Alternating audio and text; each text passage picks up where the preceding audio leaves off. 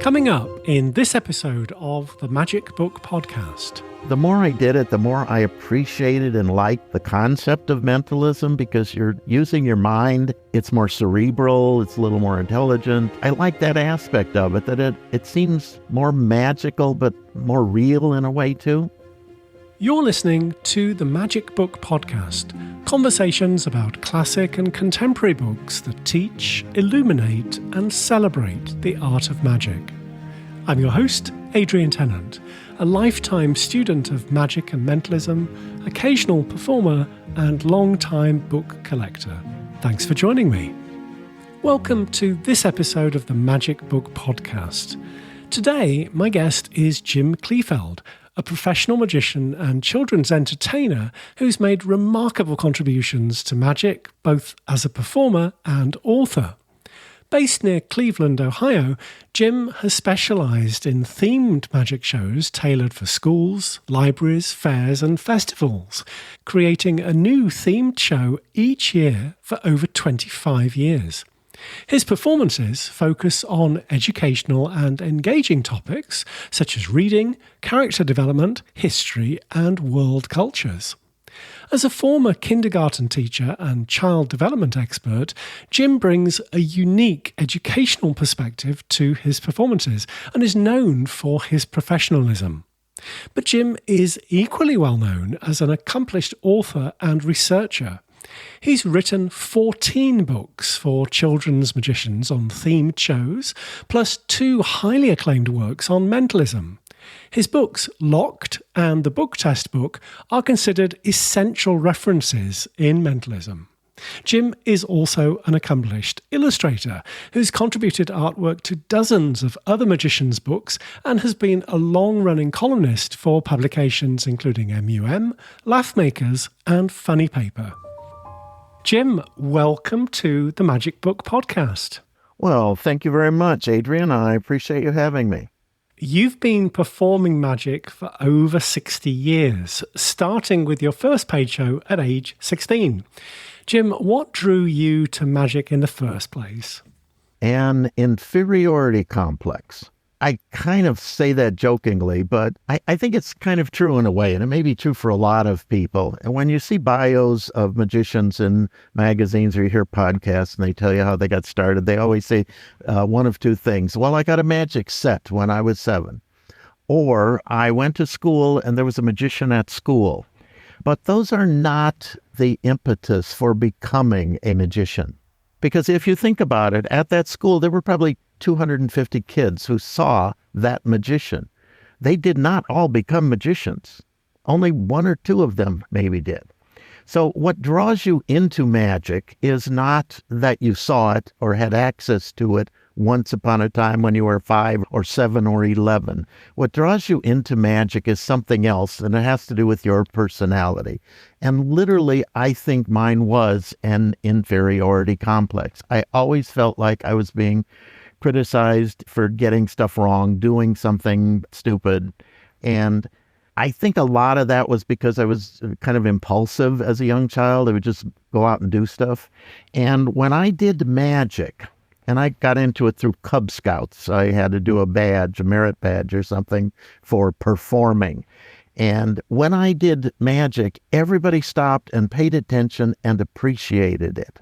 And it was that confidence building towards my individual personality that made me go into magic, made me become a magician. This year marks your 60th anniversary of performing. How has the world of children's entertainment changed over those 6 decades? It's not a lot different, but it has slowly evolved. One of the things I've seen over the last maybe 10 years is a much shorter attention span in kids. They come into a show, and if it doesn't start within 5 minutes of when they walked in the room, they get antsy. I also see more selfish behaviors in both kids and parents. Kids that don't mind arriving 15 minutes late and just barge in and go in and sit down like they were the only one in the room. kids that have to get in the front row no matter who's there or how late they were, kids that can just stand up and leave during the middle of a show. Nothing like that ever used to happen 10, 15, 20 years ago. Those things have started happening in the last 5 or 10 years. Kids are coming into a show not having any idea how to be an audience. And that part has changed, I think. But it seems like it's only been in the last 10 years. And I don't know, it might be a product of COVID when kids, stayed home and didn't get school teaching or didn't have school assemblies to go to. How did your experience in child development shape the way you create and present your shows? Well, I know kids. I have a master's degree in early childhood development. I taught kindergarten. I taught first grade, second grade, third grade, fourth grade. I taught teachers in college who were going into elementary school. There's a lot of background there that has to do with how kids react, how they behave, what they say and do. And it's mostly stuff I internalized over 30 years in the classroom. So I know how kids think. I know what they like. I know what they think is funny. And it's just the years of experience with those different age levels that allow me to make my show adjust to the audience. If the age is a little older or a little younger, I can adjust my timing and my vocabulary. I might even drop a trick or add a trick based on that. And there are subtle differences between an audience of 5-year-olds and an audience of 6-year-olds, or an audience of 5 and 6-year-olds and an audience of 7 and 8-year-olds. And I can adjust what I do, the vocabulary and timing and things that I use in a show to match who those kids are and what I'm seeing when I'm standing in front of them. Now, you create a new themed show every year. What's your process for developing these themes, and how do you keep finding fresh inspiration?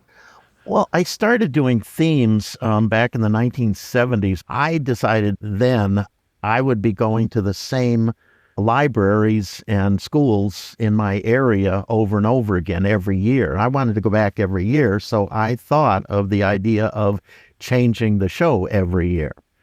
And my idea originally was to make a theme so that the clients would know the show would be different. So I had a red, white, and blue All-American show, and the next year I had a safari jungle animal show, and the next year I did a show that was all about hats, for example. But after the 70s and 80s kind of went by, a lot of libraries, which are my main focus, started having their own themes.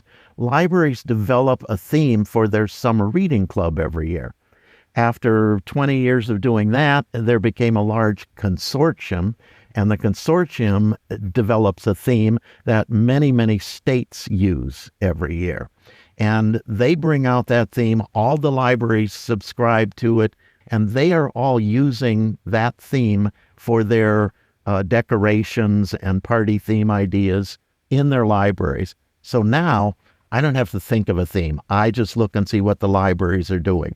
If they're doing dinosaurs, I'll do a dinosaur magic show. If they're doing exercise or oceans or bugs, I can develop a magic show and find suitable effects that fit with that theme. Your library performances have been a significant part of your career, particularly during these summer reading programs. So I'm curious, Jim, how do you tailor magic to promote literacy and reading?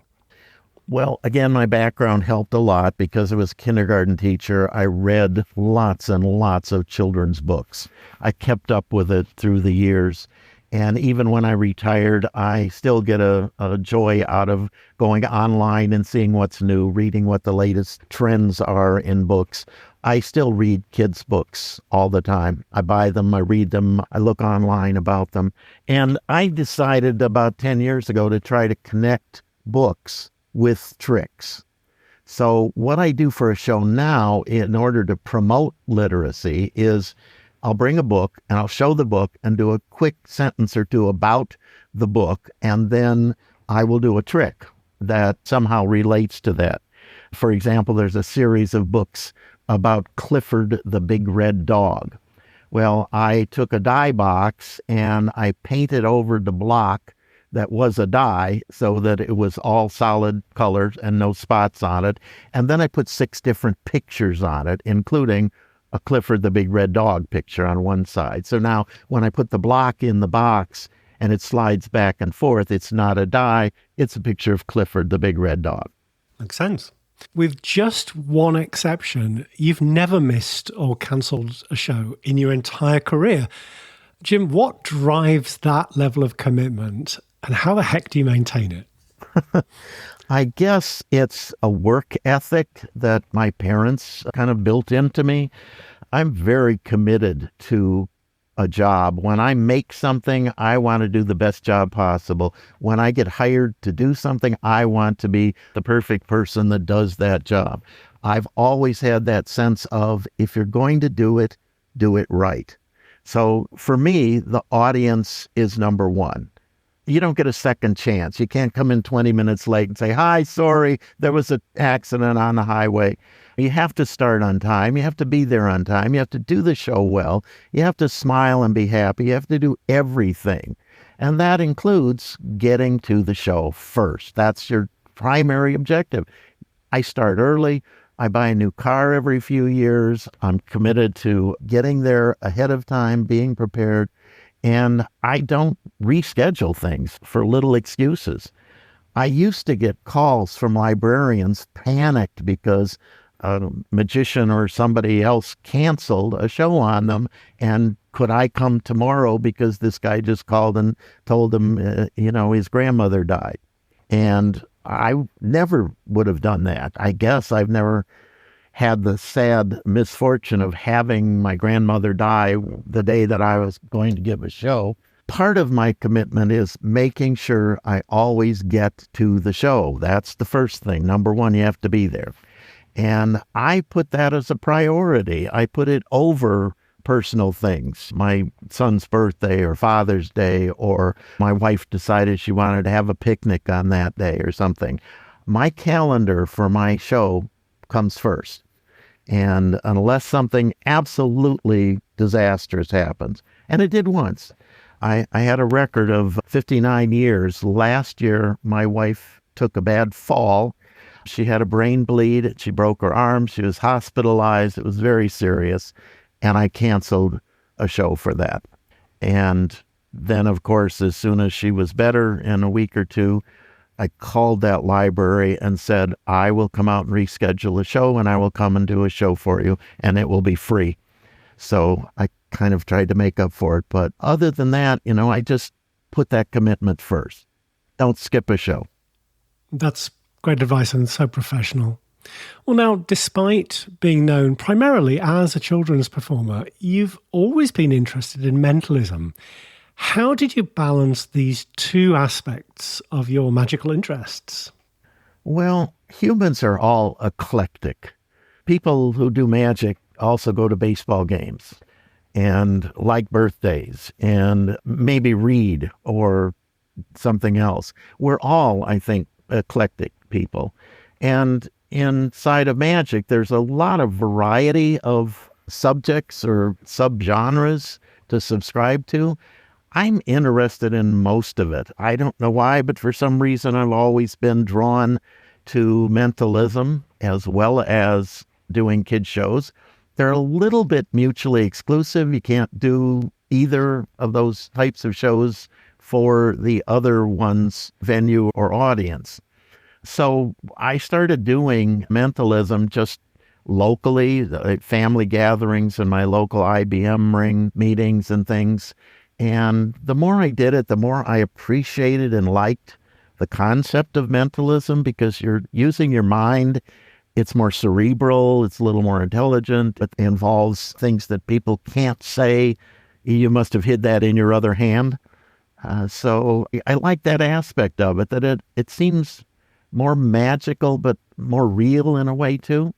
So I read more and more mentalism books, and then I started booking mentalism shows, and I had a built-in market because libraries book adult programs as well as children's programs.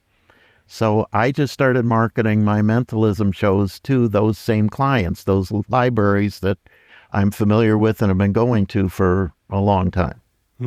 Great marketing idea. If you're enjoying this episode of the Magic Book Podcast, please consider leaving a rating on Spotify or a review on Apple Podcasts. You can also follow the Magic Book Podcast page on Facebook. Thanks. Jim, you've written 14 books for children's magicians, but when we were preparing for this interview, you mentioned to me that you enjoyed writing your 2 mentalism books, Locked and the book test book, more. What made those projects so fulfilling for you? I guess because those were both engaging. There was a lot of deep research in both of those. Despite being a performer, I am also a bit of a private person. I enjoy my own company, my wife's company, my quiet house, my computer, and sitting here digging through facts and finding information in books has always been a little appealing to me. I guess back to my graduate level education. And I liked the research, getting into the specific topic and finding more and more and more out about a very small subject. Well, you wrote Locked as a strategic step to establish credibility as a mentalism author before writing the book test book. Can you tell us about this calculated approach to building your reputation? Well, it was very calculated. I was well aware that I was widely known as a children's magician. I'd written a lot of columns in magazines. I'd lectured at numerous conventions. I attend Cadabra, which is mostly just for children's magicians, every year. So I knew that I had a reputation as a children's magician. And that doesn't always translate well into, well, if he's a good kid show guy, he must be a good mentalist too. In fact, kind of the opposite. Their children's magicians are sometimes the weak stepchild in the family. They're not thought of as real magicians because they just bought a box and showed the little kids, and anybody can do that for kids. So I did want to establish credibility, and I wanted to write an encyclopedic reference on book tests. And I didn't know that if I wrote it, it would be widely accepted or even accepted at all because of that reputation as a kid show guy. So I deliberately picked another subject, which was locks, and decided to write a book on locks and see how well I could have that defined and put out. And I thought what I could do is, if I put out a good, very decent hardcover book for mentalists on a specific mentalism subject, then I could write a book on book tests, which is what I wanted to do. What specifically drew you to lock-based effects? Well, I'd always liked locked. As I said earlier, we're all a little eclectic, and everybody has little peccadillos and habits that not everybody does. I always kind of liked locks, the mechanical business of it, and I had used a few in mentalism shows. I did Renaissance fairs for a while with somebody who had Germain's original spirit lock. Wow. And I talked with him, and we kind of went over that lock, and I just thought it was a cool thing to have. And I know it's got a history and it's been around. I just thought it was a neat thing. And I had put a couple of locks in my shows for different reasons. And then I think what clinched it really was watching Max Maven's routine, where he did a 7 keys to Baldpate lock in front of a live audience. And he had the absolute most marvelous routine for that lock. The way he handled it, the wording that he used, and the idea behind how that 7th key was going to be revealed was original and very germane to mentalism. It was such a good routine. I thought, I've got to write the book about locks. And then after I got it 90-some% written, I made another decision. I decided that Max Maven's routine was so good, I couldn't put it in the book. Oh, It was just too good to tip. If you know it and you've seen it, you're going to say, I can't do that. That is all Max. But it also was a joy to watch. So I did not put his routine in the book. Well, I didn't put that one in the book. Max actually sent me 2 or 3, I think, other different routines to put in the book. Yeah, you had shared with me that you actually received contributions from luminaries, in addition to Max Maven, that included Richard Osterlind, Paul Daniels, and John Archer, among many others. How did you approach these really well-established performers? I just asked. It is incredible how generous and kind most magicians are. I have met literally hundreds of magicians in person. I have corresponded or emailed with probably dozens and maybe hundreds more. And almost to a single person, everybody I talk to in magic is a nice guy, a nice person, kind, generous. I wrote emails to Richard Osterlin and Max Maven and Paul Daniels and John Archer and Ian Adair, dozens of people. And I just said, you may not know me, but I'm writing this book on locks. Would you have a routine you can contribute? Maybe a dozen or 2 dozen I wrote and said, there is a routine of yours in print. I would like to put this in the book. May I use that? Literally every single person I contacted said, absolutely, yes, no problem.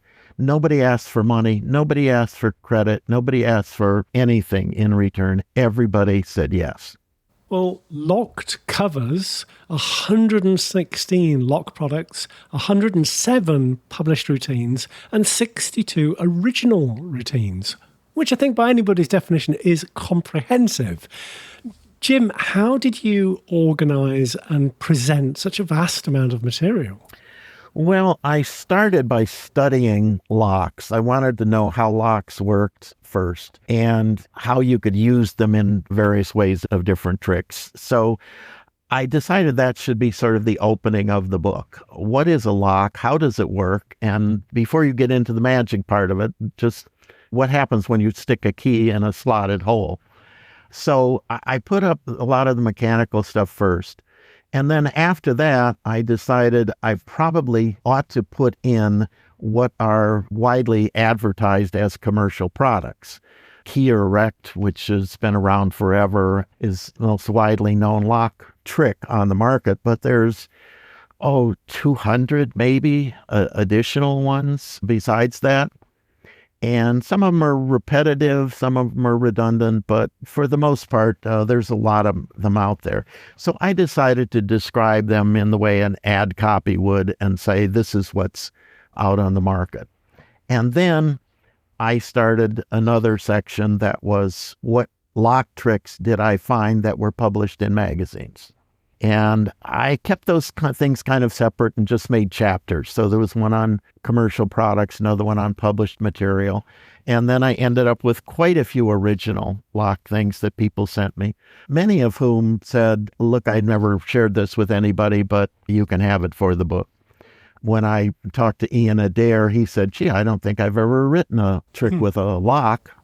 Let me see what I can do. And a week later, he sent me a great routine that was original that he had invented after I had mentioned it to him. He not only sent the whole written material, he illustrated it and sent me drawings for how the whole trick was set up and how it would work. So I put the original things sort of at the end. So it's got several sections. Now, you deliberately avoided escape artistry. Can you explain the distinction between the lock effects you covered and those used by escape artists? Yeah, I did find there was a break there, and that is generally that escape artists do not use gimmicked locks. Locks that escape artists use are rarely gimmicked. They want the lock to be the point of inspection. They want the lock to be something that everybody can examine and say, hey, this looks legitimate to me. And when you get in a trunk and you put 6 padlocks around the outside of a trunk, you don't want people to see that those somehow can slip themselves open. So you make the secret to getting out of the trunk not the lock. It's something else.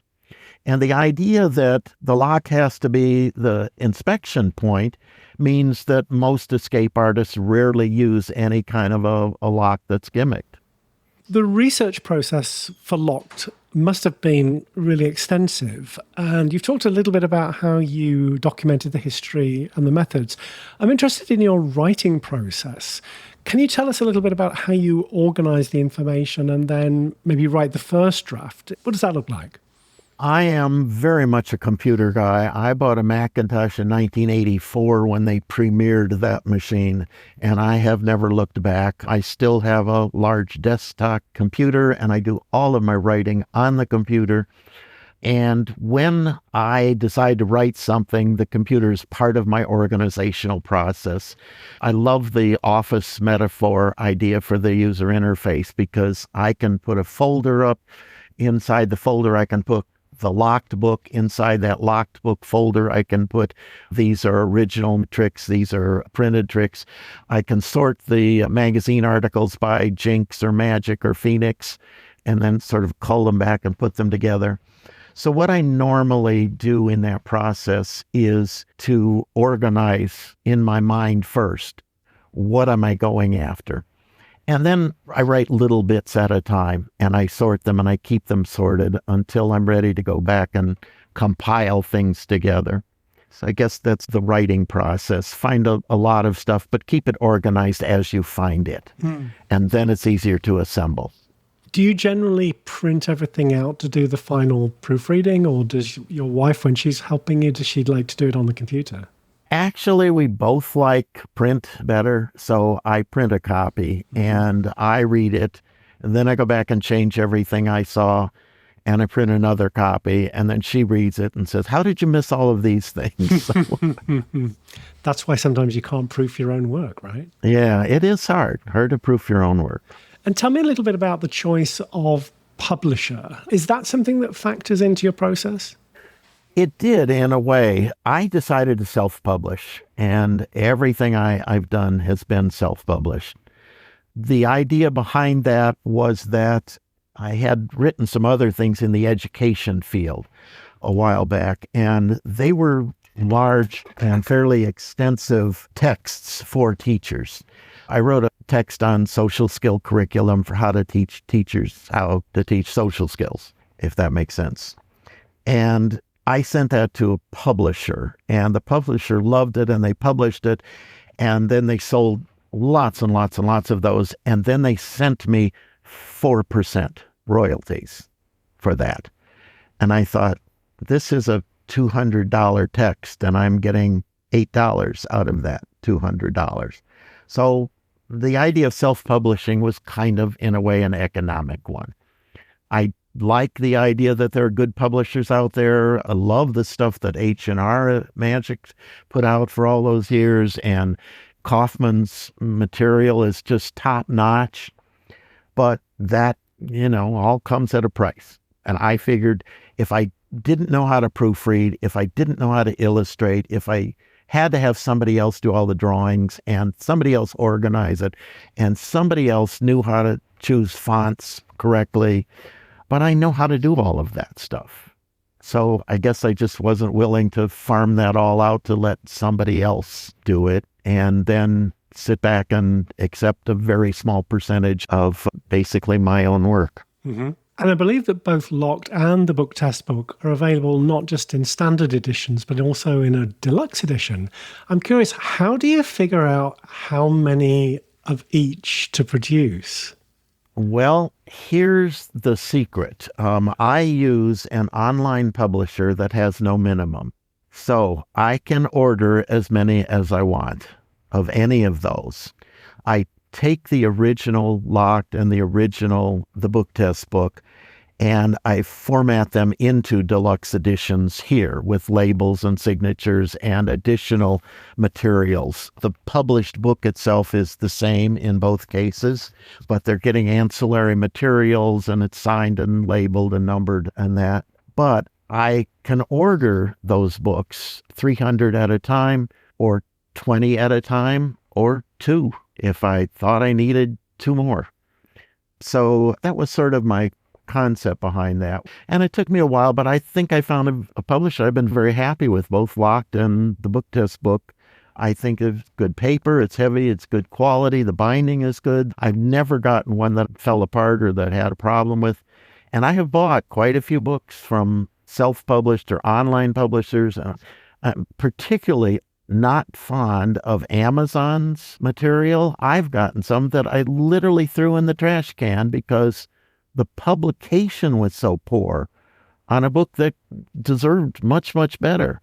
And sometimes you just get junk when you have an online publisher. But the one I've got, I think, puts out very nice, high-quality product. Locked did successfully establish your credibility in the mentalism community. Were there any other benefits or insights from the approach you took? Well, there were, and they've been long-lasting and ongoing, and that is friendship and correspondence and sharing with other performers. Because I wrote Locked and because I've asked people for contributions and because people have read it and found things they liked, I have had a lot of correspondence from people. I've become friends with a lot of people. I've met people I probably wouldn't have met if I had just been doing Ohio Library Kid Show magic shows. Just a reminder that you can be notified when new episodes of this podcast are published by subscribing to the email alerts. You'll find all the details on the podcast website at themagicbookpodcast.com, which is where you can also find transcripts plus accompanying blog posts with summaries, timestamps, and links to resources mentioned in each episode. Jim, Locked was the setup for your real passion project, the Book Test book. Now, after establishing your mentalism credentials, what was it like to finally tackle the encyclopedia you'd always wanted to write?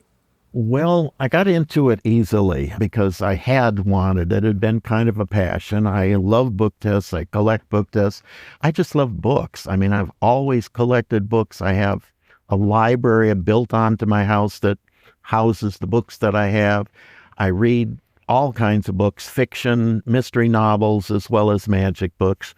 So it was easy to get into the book test book. And then it became tedious because there are so many book tests. Every magazine, every journal that came out, everybody's mentalism book has a book test in it. And I started getting through those and thinking, oh my God, I don't think I'll be able to finish this. There are just thousands of them. So it kind of, as I said, became a little tedious, but then it started to flow. And I guess it was because of the passion I had at that point from the incentive. And the incentive came about in an odd way. I was friends with Dick Christian, who was a book test expert. And he spent many years collecting book tests, researching book tests, finding out about book tests. And he finally decided he would write the encyclopedia of book tests. And he worked and worked and wrote and wrote. And he spent about 6 years looking at research and another year writing the book test book, the encyclopedia of book tests. And he was literally 95% finished with his project when he passed away. Everything stagnated, all his material and everything just sat there. It was finally all auctioned off or sold off. And it took me forever to track down what happened to his material. I knew he had a book that was 95% done. And I knew it would be wonderful, an encyclopedic reference to book tests. And I finally found out who got a hold of that. And it was a well-known magic book collector. And I called him and said, let's publish this. You have it. I'll do the editing. I'll do the writing. I'll find the publisher. I'll do all the work. We can give all of the money to Dick's widow. I don't want to make any money off of it. And he said to me, why would I give it to you? It's mine. I paid for it. And I was just floored that he was going to be that selfish about keeping what in fact was not his, it was Dick Christian's. intellectual property. And it made me angry, and that's why I became passionate about putting out this book test book. Well, the scope of your book test book is staggering. I believe you found 600 or 700 different book tests spanning from 1584 to 2020. Right. What was your research process like for tracking down all these methods and commercial tests? Well, I continue to read magic and mentalism all the time. I have probably almost every magazine in magic that has been republished as a hardbound. You know, the Jinx, the Phoenix, Bascom Jones Magic. I have all of those. Every time something like that came out, I bought it. I literally sat down at the table and thumbed through all of those one page at a time, looking for book tests. In a case like this, online research doesn't do you much good because you're going to do a search for the word book in a book about books. Mm-hmm. It's just not very helpful. It's like going in a grocery store and saying, okay, now where is the food? You know, so I spent years of reading this material, but I finally sat down and just went over page by page every magazine that I could find. And then, of course, I used Ask Alexander and Conjuring Archives, Dennis Baer's great research facility, and weekly searches on eBay. Sometimes I would just go there and do searches on book tests, and I found quite a few of them that I'd never seen anywhere else as a commercial product somebody had bought and now was selling. Jim, how many book tests did you end up acquiring? About 600 or so. I actually had to buy 2 bookshelves to put in another room in the house because my library's full. I found a few on auction sites, some on eBay. I did pass on one I really wanted. Carl Germain had custom-made versions of Hamlet printed, which he used. And he had 6 different versions of Hamlet, which used repeating pages. And the page was different in each one so that he could switch his revelation in different shows. And I did see it, but it was on an auction, and I just didn't want to go as high as 2 or 3 other people wanted to go. Got it. We've all been there. Mm-hmm. Yeah. Well, after you'd written the entire book, your wife made a suggestion to you that turned out to be a really interesting one. Can you share that story? I can, bless her heart, especially today because it is our 54th anniversary today. Congratulations. I will give her credit for this suggestion. She proofread the entire book, which she has done with most of my material. She's always been able to add suggestions, and she did all the proofreading. She got all done with this 360-page book, and she handed it back to me and had all the corrections in it, and then she said, "Why didn't you make this book a book test?" And I did that smack yourself in the head with your palm business and said, yeah, I should have done that. So you actually went back and edited the entire book to incorporate, I believe, 4 different book test methods. Can you describe what that editing process was like? It was daunting. It was tedious. It was meticulous. It was cerebral. I figured that I couldn't decide which book test method I should use to make my book test. So I put 4 different ones in. Every 14th word is the same on every page. The word book is on every page tied to the page number. There's a flashback principle, which matches an odd page with the even page before it. And there's a long word principle embedded in essays. And in order to do that, I had to go back and rewrite the first 2 or 3 lines of every single page. Wow. And change the wording so that I could fit what I wanted to. Like I said, every 14th word was the same. The word book was tied in. And you can do that. It's just that you have to start on page 1 and do it because it might change the wording And if the wording changes, it might change the number of lines. And if the number of line changes, then page 2 begins with a different line than it used to. So, yeah, it was tedious, but also enjoyable. The built-in book test is an Easter egg that you reveal on the last page, but I'm guessing some people probably never discover it. Why did you choose to hide this feature rather than promote it up front? I've always liked the Easter egg concept. A lot of films do that. Disney films and Pixar films are well noted for hiding little things inside. I worked for an electronic lighting company for several years part-time doing technical illustrations for their manuals on their information. And those illustrations, I put a little Easter egg in. I hid my initials, JWK, in lots of their illustrations somewhere. I just liked that idea. Nobody that ran the technical company ever noticed it, but I knew it was there. And I like the idea that readers who do discover this feature in the book test book are going to find it and be very pleased they came across this. And if everybody doesn't, that's okay. We can't all know everything. Mm-hmm. Both Locked and the book test book have been very well received. And despite being involved in magic for 60 years, it's obvious that you're still really excited about it. Jim, what continues to fascinate you about magic and mentalism?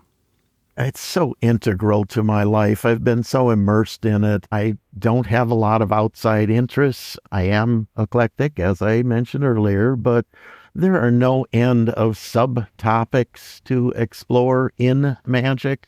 Lots of little things that you can go off and spend a month reading about. If you just want information on biographies and want to find out about people, you can spend the rest of your life just doing that. If you just want to explore methods, you could go do that. If you want to take a particular venue like Mentalism or kid shows or something, there's so many little subtopics in it. I just find it a huge and fascinating area. What's next for you, Jim? Are you working on any new book projects? I've got one that I had worked on for quite a while and then got stalled when some other things came up. I'm working on a book on geometric vanishes. The things like the vanishing leprechaun, where you count there's 14 objects, and if you move parts A and B around, now there's only 13 objects. What Martin Gardner called the principle of concealed distribution. There are literally dozens and dozens of those out there. Mac King had one designed for him as a promo material, so did Copperfield, so did Steinmeier, and lots of local magicians I have found made a one-off that promotes them as a giveaway. They've been in puzzle books, they've been in magic books. I just find it fascinating, so I'm collecting all of them I can. Mark Setta Ducati sent me a couple and some information. Mac King gave me permission to use his. So if anybody out there has any vanishing leprechaun style of artworks that wasn't published in a book and nobody else knows about, let me know. Maybe I can stick it in my book. Very good. I'm sure they will. And do you have an estimated publication date for your next book? I don't. I've got a big lecture coming up in August. I'm writing a big book to go with that lecture, and that's got to get finished fairly soon. And in between doing that, I have a full schedule, a summer run of summer library shows in and around Ohio. So the Geometric Vanishes book is going to come to fruition, but I don't have a timeline. I imagine I'll get to it more heavily in the fall. It may be ready by Christmas, but who knows? Well, this is the Magic Book Podcast. So, Jim, you know what my next question is. What magic book or books do you most cherish in your own collection, and why? No question. The Magic of Robert Harbin. And there's the story behind it. It came out in the early 70s, 72, I think. And I saw that. I was very young. I had 2 little kids, and that book cost $75. And I just knew I could not afford to spend $75 on a magic book. But I really, really wanted it. It had the description and blueprints for the zigzag. And how marvelous was that in the 70s? But I didn't buy it because it was too expensive.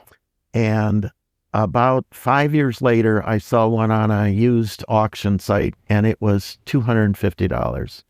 And I thought, oh my God, I've got to get that.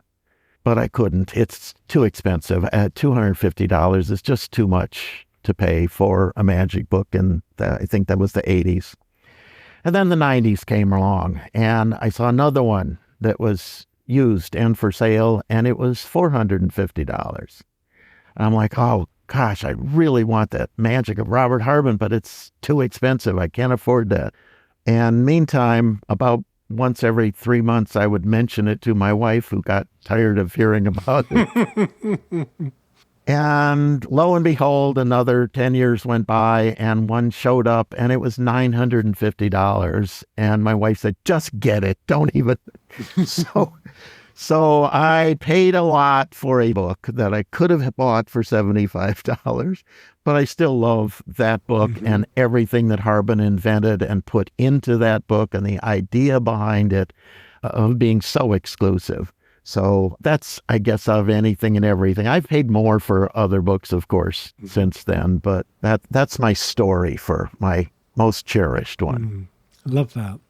Jim, if our listeners would like to learn more about your work, your shows, or purchase your books or your effects, where should they look? Let's see. Okay, there's this thing called the internet. My website has my email on it. It has my products on it. It has the information about all the books. And my website is my name. It is jimkleefeld.com. So that's an easy way to get in touch with me. And I want to just say congratulations on a very nice email that Stephen's Magic put out that really showcased your effects and books and your contributions to magic in a really nice way. That was nice of them. They've been great people for many years. Loved working with Joe, and Mark has kind of taken over the helm and just done a great job. That's a wonderful shop. So yeah, it's a great place. Finally, Jim, what advice would you give to other performers who might be interested in transitioning from performing to writing and sharing their knowledge with the magic community? Well, writers write. If you don't have a need to share, then don't do that. Your book will suffer. If you think, gee, I should put out a book because everybody else did, it probably won't be in your heart, in your soul, and might not be a very good book. If you feel like you have a need to share stuff with other people, you're probably already either outlining or planning something in terms of writing. You don't sit down and force yourself to write. If you have something that you know other people would like and you want to write it, you probably will just sit down and start writing it. Jim, thank you so much for being my guest on the Magic Book Podcast. You are very welcome, Adrian. Thank you for having me. You've been listening to the Magic Book Podcast. In this episode, Jim Kleefeld shared his remarkable 60-year journey in magic, from his working as a children's performer to becoming one of the most respected authors and creators in magic and mentalism. We explored his strategic approach to building credibility as a writer, his research methods, and the brilliant Easter egg hidden within the book test book. Jim's story demonstrates how a systematic approach to both performing and writing can lead to lasting contributions to the art of magic. You'll find the transcript accompanying this episode on the website at themagicbookpodcast.com, plus a blog post with a summary, timestamps, and links to the books Jim mentioned.